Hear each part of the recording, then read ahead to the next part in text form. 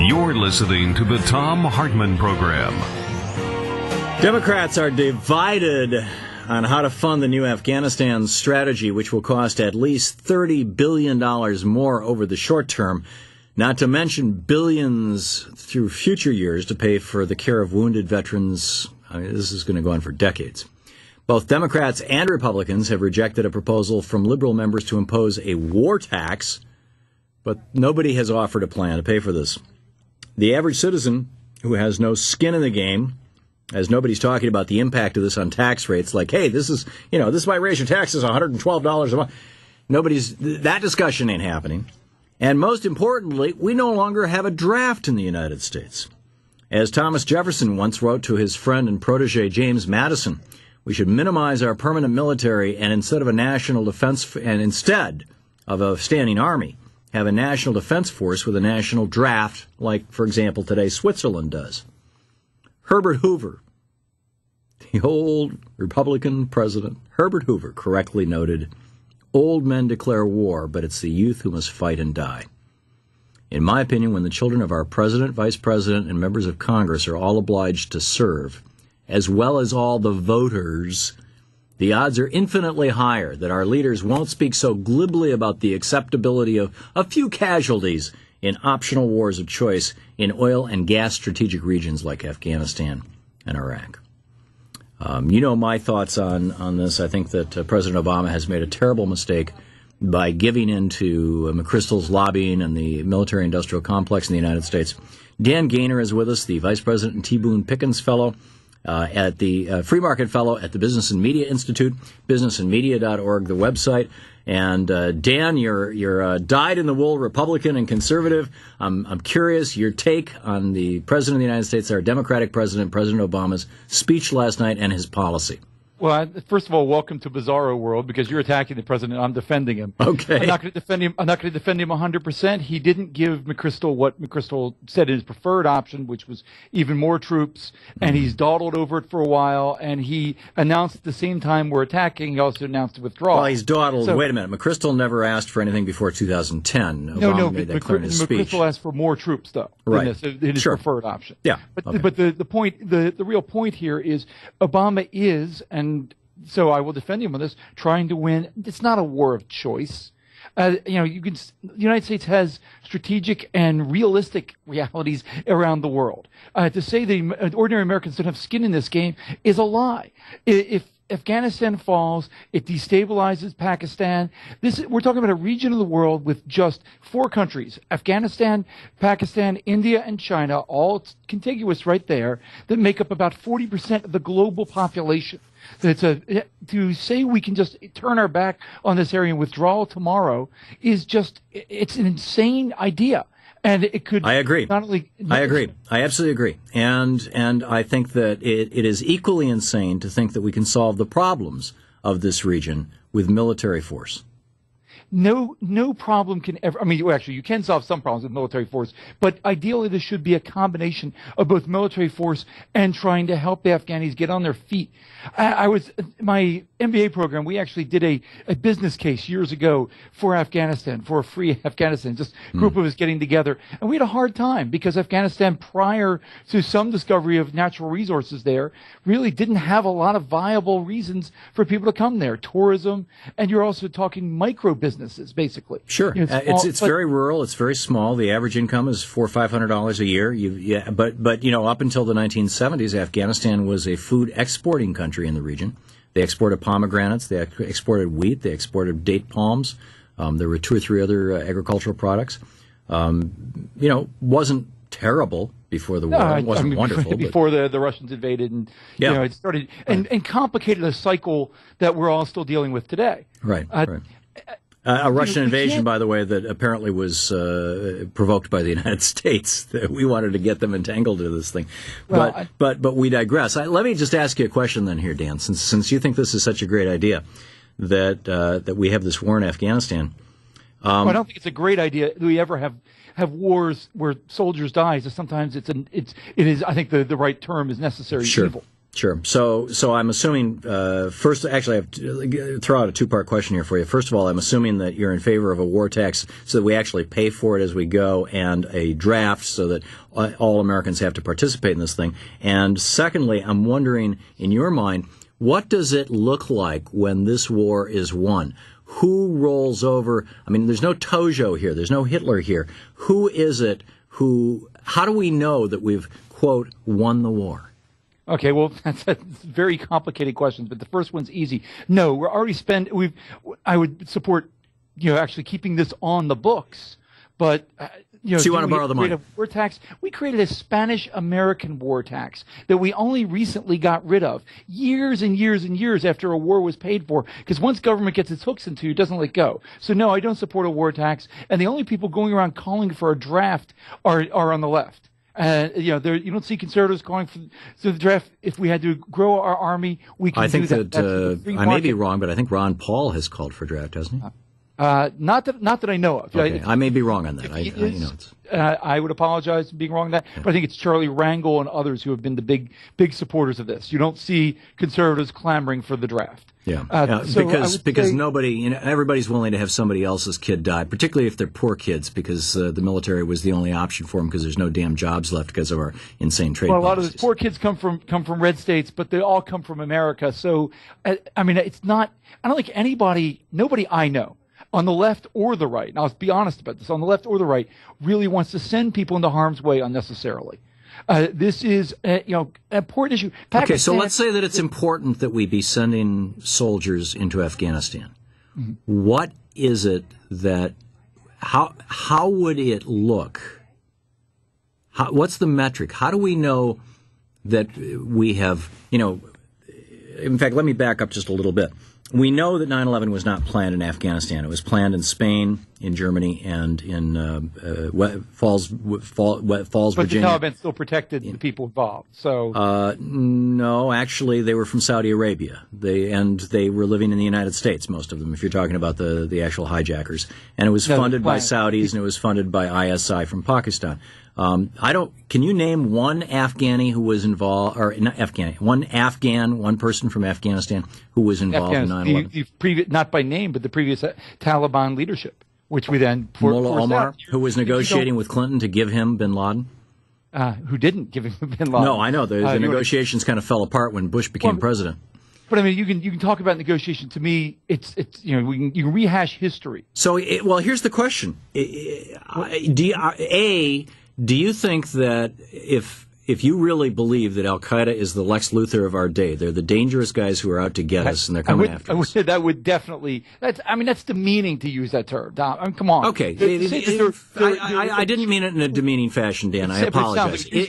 But let me ask the question: if you really believe that Al Qaeda is smart and dangerous, okay, do you really believe that they're so stupid that they would want to take over a country that has functionally no infrastructure, that doesn't have high-speed internet, that doesn't have good telephones, that doesn't have reliable electricity, to plot their takeover of the world, when in the past their plotting was done from advanced countries like Germany, Spain, and the United States?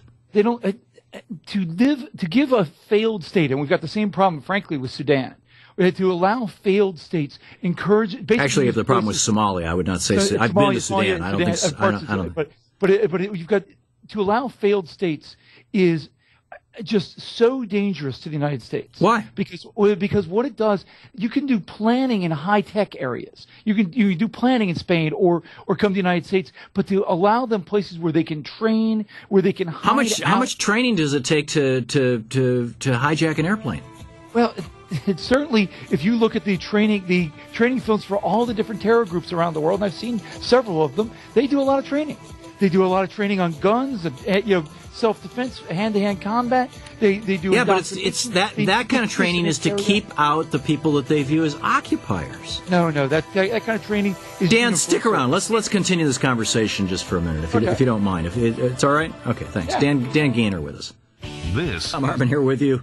Dan Gainor is with us in by Skype. He's the Vice President of the Business and Media Institute. T. Boone Pickens, Free Market Vice President, businessandmedia.org, a conservative think tank. And Dan, I just want to continue the conversation that you and I were having, and I got no gotcha here. I want to. Thom, you asked a question. So let me try to answer. You asked the question, which was, how do we know when we're done? What does that world look like? Sure. And the first thing I'd say, I guess I want to get this point across maybe differently than we ordinarily would. That this is not you just said it's not a gotcha on either side. Right. People's lives are at risk here. Yes. People, both there are liberals in the military, there are conservatives, there are a lot of people who just don't care. Well, and there's a lot of civilians in Afghanistan whose lives are on the line too. And as well. And so this is not one of those conservative liberal gotcha, let's stick it to the other guy moments. This is a serious discussion about people's lives and, frankly, the future not just of our country but of another country. Right. And so, I don't think I want to talk about that. Let's look back to World War II. Now, we didn't really know. I mean, after both Germany and Japan, Italy as well, they all surrendered. At what point in time do you say, well, we're done here? Well, those were all countries that had literacy rates that were well over 90%. And Afghanistan has a literacy rate that's 10%. People won't even be able to read in the newspaper that they lost. And you're going exactly to my point. But that doesn't mean that we abandon these people. I mean, I'm not suggesting we should abandon them. I'm saying we should stop dropping bombs on them. Let me just toss a quick point at you or a story. When I was a kid, when I was growing up in Michigan. I think I've told you before, my dad was really big in Republican politics and very, very conservative. And when I was, 12, I think, thereabouts, went to some John Birch Society meetings. I went to a couple of Michigan militia meetings. In fact, for years, there's people in the Michigan militia who I know. Sue has put up pictures of me and my brother shooting competitively in Michigan. I go back to Michigan every year, and that's what we do, is we go out and shoot. Not that my brother's part of the militia, but, it's like, I grew up in that culture, and I knew people who were in the midst of that culture, and what they were doing when we would go out and practice, and these were not with deer rifles, practice with handguns, practice with semi-automatic weapons. What they were worried about was that the day would come when the U.S. government would become so oppressive that the people would have to rise up and fight it off. In other words, or that we would be occupied by a foreign power. And they wanted to be ready. I would submit to you that the training, in quotes, that you're so concerned about, that you were identifying before we went to the break, that we saw, these camps that bin Laden is running in Afghanistan and whatnot, that the training that goes on in those countries is the exact same people as my friends from the Michigan militia who are nationalists. They are learning hand-to-hand combat. They're learning guerrilla warfare. They're learning how to shoot and how to use weapons. They're learning how to use mortars and things like that because they want to keep the occupiers out. Now, if we're the occupiers, why don't we make all of that training useless and irrelevant by not going in? Well, we're already in, so you can't. Right. I mean, this is my joke yesterday that what George Bush did to Barack Obama was, he pulled his belt out, dropped a ferret in his pants, and said, "Good luck, buddy." We're not occupiers. Now, should we work real hard? To me, there's both. I hate to use this euphemism because it sounds mundane for something that's very important, but it's a carrot and stick approach. There are groups there that really do seek to do harm to not just the government but to ordinary citizens, and those are the ones we have to dig out and get rid of, and that's military action. That's what military's there for. Wait a minute, you're talking about the religious? You're talking about the Taliban? Taliban people, yeah. Right. The Taliban is a religiously motivated political movement. Not unlike. Yes, unlike. I heard your previous comments. It's entirely unlike, but let's that's another debate for another time. Yeah.